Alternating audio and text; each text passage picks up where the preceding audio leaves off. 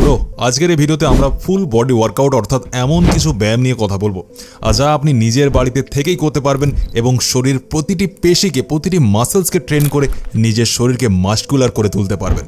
কিন্তু ব্যায়াম শুরু করার আগে একটা খুব গুরুত্বপূর্ণ কথা, তুমি কি খুব নিষ্ঠার সাথে দিনের পর দিন জিমে ঘাম ঝরাচ্ছ বা বাড়িতে ঘন্টার পর ঘন্টা ওয়ার্কআউট করছো, কিন্তু এত ডেডিকেশনের পরেও যদি তোমার রেজাল্ট জিরো হয়, তবে ভাই এখনই সাবধান হয়ে যাও।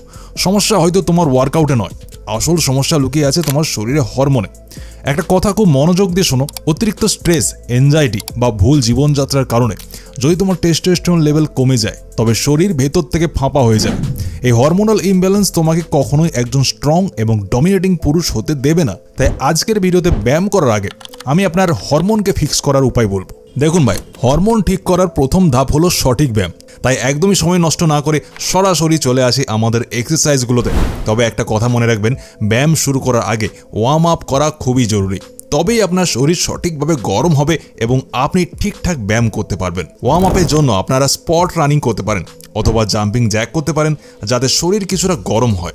1 থেকে 2 মিনিট এটি করলেই যথেষ্ট। এরপর আমাদের প্রথম এক্সারসাইজটি হবে পায়ের জন্য, অর্থাৎ লেগসের জন্য।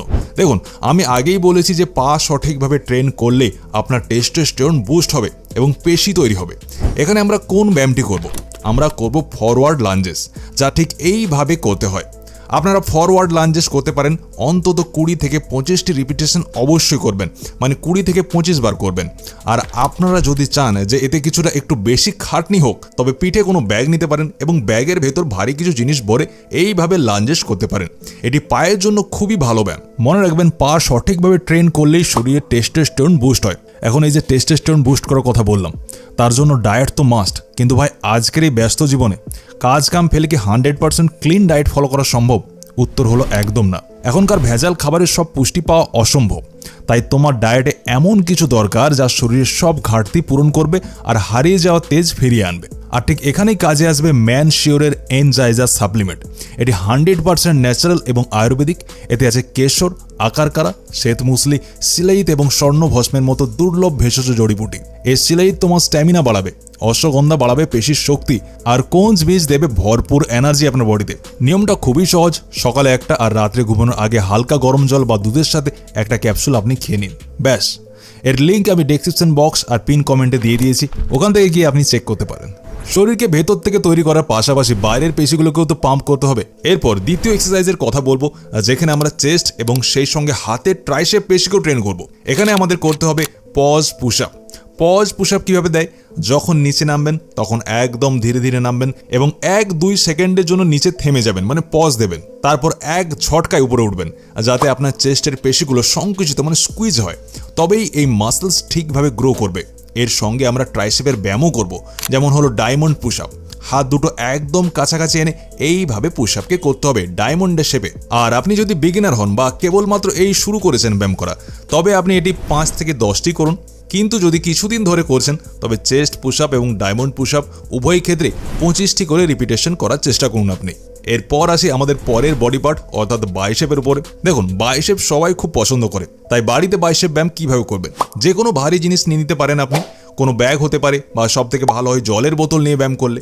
এখানে একটা জিনিস খেয়াল রাখবেন, বাইসেপ বড় করার জন্য আমরা সামান্য পজ নেব, অর্থাৎ হাত যখন উপরে তুলবেন তখন হালকা থামবেন, তারপর যখন হাত নিচে নামাবেন তখন খুব ধীরে ধীরে নামাবেন। এটাকে বলে নেগেটিভ মুভমেন্ট। এতে পেশিগুলো খুব ভালোভাবে সংকুচিত ও প্রসারিত হতে পারে, ফলে মাসেলস গ্রোথ দ্রুত হয়।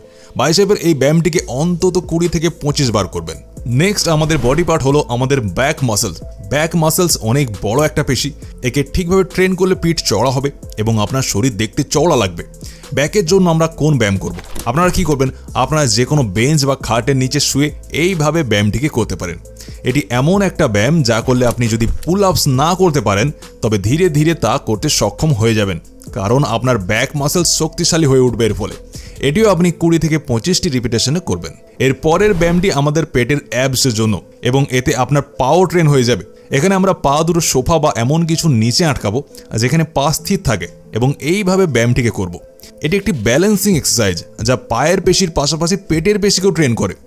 এর পরের ব্যায়ামটি সরাসরি অ্যাবসের উপরে কাজ করবে, যা হলো বাইসাইকেল ক্রাঞ্চ। এটি ঠিক এইভাবে করতে হবে। মনে রাখবেন 20 থেকে 25 বার করলে তবেই এর আসর পড়বে, এর রেজাল্ট আপনি দেখতে পাবেন। এরপর কথা বলবো পরের বডি পার্টে। শোল্ডার মানে কাঁধ চড়া হলে শরীর দেখতে মাস্কুলার লাগে। শোল্ডারের জন্য আমরা করব পাইক পুশ আপ। এটি কিভাবে করতে হবে আমি আগেও ভিডিওতে দেখিয়েছি। এটি কাঁধের জন্য খুব ভালো ব্যায়াম। আপনারা কি করবেন, আপনারা যেই বাইসেপের ব্যায়াম করার জন্য যে জলের বোতল রেখেছিলেন, ওই জলের বোতলগুলিকে নিয়ে মাঝখানের কাঁধ চওড়া করার জন্য ল্যাটারাল রেজ করতে পারেন। এছাড়া চাইলে ফ্রন্ট রেজ বা পেছনের কাঁধের রিয়াল ডেল্টের জন্য ব্যায়াম করতে পারেন। এই ব্যায়ামগুলো করলে আপনার কাঁধ অনেক চওড়া হয়ে যাবে। একটা কথা মনে রাখবেন, বাড়িতে ব্যায়াম করার সময় বেশি রিপিটেশন দেওয়ার চেষ্টা করবেন, মানে 20 থেকে 25টি করে। আর আজ যদি ফুল বডি ওয়ার্কআউট করেন তবে পরের দিন গ্যাপ দেবেন। একদিন পর পর এইভাবে করলে পেশিগুলো বিশ্রাম পাবে এবং মেরামতের সময় পাবে, ফলে মাসেলস গ্রোথ খুব দ্রুতভাবে হবে আপনার বডিতে। এই ছিল আজকের ভিডিও। ভালো লাগলে বন্ধুদের সাথে শেয়ার করবেন, আর এই ধরনের ভিডিও দেখতে আমাদের চ্যানেলটি অবশ্যই সাবস্ক্রাইব করে দেবেন।